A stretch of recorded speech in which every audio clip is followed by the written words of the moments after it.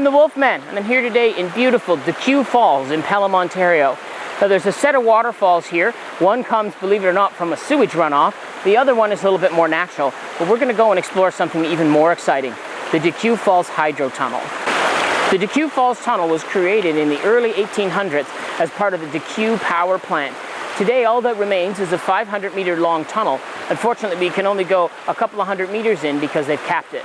So let's go on and have a look. So in order for us to get down into this gorge and do some exploring, we need to rappel down. So I have a rock climbing harness here. Now I would like to recommend that anybody who doesn't know how to use this equipment, please do not try this on your own. This is a Rescue 8, a beaner, a CMI rescue harness, and of course I have a large bag of rope. Now the rope that we use is special climbing rope. It's a 9mm woven core rope. So please, don't use like rope from your local convenience store or anything like that, because you're going to end up snapping the rope, and then search and rescue is going to have to come and rescue you. Anyways, let's get set up and head on down. So in order to make sure that the rope is going to keep us safe, we're going to tie it in a specific way. This is a standard knot, like an overhand knot. And then I feed the rope through and I retrace the knot with my rope. So that's going to go through, then it's going to come under like this, going to go over top and follow the original rope and through. Now when I pull this tight, it doesn't stress the rope.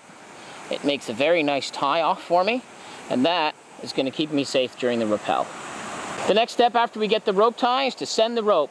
We want to make sure that this rope touches the bottom. Over it goes.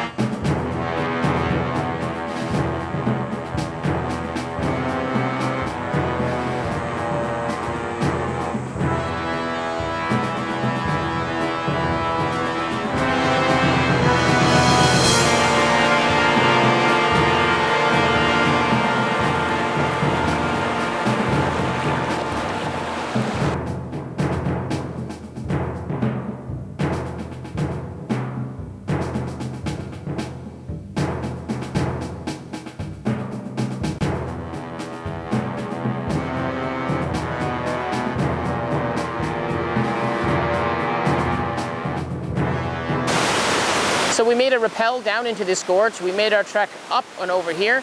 Now, as you can see behind me, there's an absolutely beautiful waterfall. We're not here to investigate the waterfall today. We're going to head into the Decew Tunnel. So let's go on in.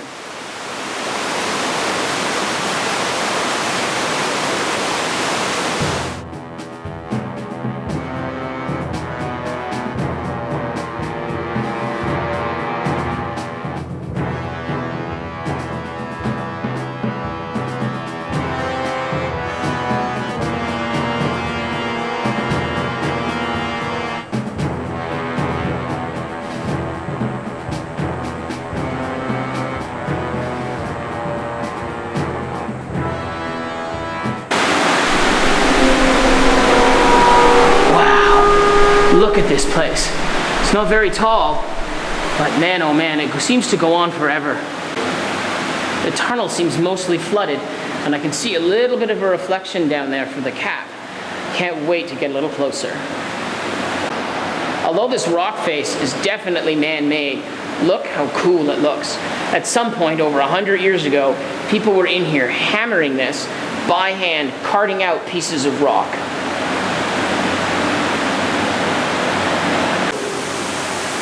I'm going to move really slowly through this tunnel because it might be a little slippery. There's all sorts of junk and rubbish that have been thrown in here over the years. Actually, up ahead, when I get to it, there's even a torch that someone dropped off. Look at that. Looks like it was potentially waterproof, but I bet it doesn't work anymore. Filled with water. Nope. Well, I might take this home with me. As wonderful as this tunnel is to be in right now, if you could imagine it in the 1800s, this was an exhaust tunnel from the Decew Power Generation Plant. So what would have actually happened is there would have been water coming here, probably all the way up to the ceiling. It would have been flowing right out of here with a massive roar like a waterfall. There's no way we would have even been able to get into this tunnel at that point in history. There's almost no flow that goes through here. Take a look at the way the silt just naturally collects on the edges of this old mine shaft. And over here, we find a beer bottle. The beer bottle itself has all kinds of silt in it. Now I'm going to leave that beer bottle alone just because it's a really neat artifact. I can see here there's an old railroad track, probably used for getting debris out of this old tunnel. I'm going to use that to make sure that I keep myself out of that deep silt. Now the tunnel, of course, is very old and it's seeping. Have a look at this. Look at that. It almost looks like veins or something like that. It's very cool. Actually, all it is iron oxide that's bleeding into the tunnel. But boy, oh boy, this looks really cool and disgusting at the same time. I certainly wouldn't want to lick it. Over the years, of course, people have gotten in here, including vandals and spray paint artists. Have a look at this graffiti. The best part is this could be 20, 30, 50 years old. I have no idea. With having no weather to be able to get in here and take the paint off the walls, this would literally be here forever.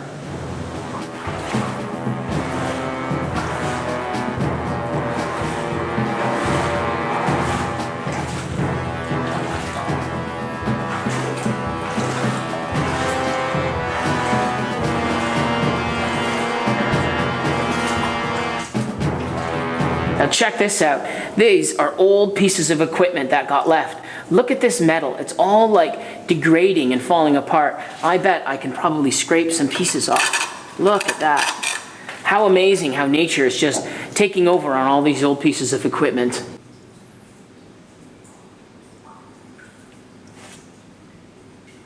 Now if you look up at the ceiling here, you'll notice this section is completely flat. There's even a bit of a crack behind me. This means that while they were drilling into the Niagara Escarpment for this, what's happened over time is that they've changed the type of rock from one section to the other.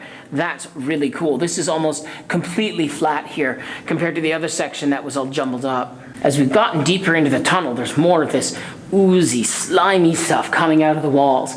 Again, it's just various minerals and things like that that are collecting. But it really makes for a neat shot to see. I've even seen this in different caves that I've been around the world. Now check this out. This is an old pipe or something like that with an old antique valve on it. This is really heavy and it's just been left here over time, but it's a really, really unusual piece of history that they left. Now, although this hasn't been here for more than 100 or 200 years, take a look at this. Those are actual stalactites holding tight to the ceiling. Isn't that cool? So we've reached as far as this tunnel can go. As you can see behind me, they've put this giant steel tube in here. They've walled it up, and they've even put a cap down at that end. Now, locals have informed me that this tunnel actually would go on another couple hundred meters and end up what now is in the middle of the field, but what used to be right in the middle of the water factory where they used to exhaust the water out into the Decew Falls. It's very, very cool. I hope you've enjoyed this trip into the Decew Tunnel. Unfortunately, nature will take over and these tunnels are not going to be here forever. Now, I would like to remind you who live in the Niagara area to please make sure that you don't venture into these tunnels unless you have the proper training and equipment. I'm the Wolfman. Thanks for watching.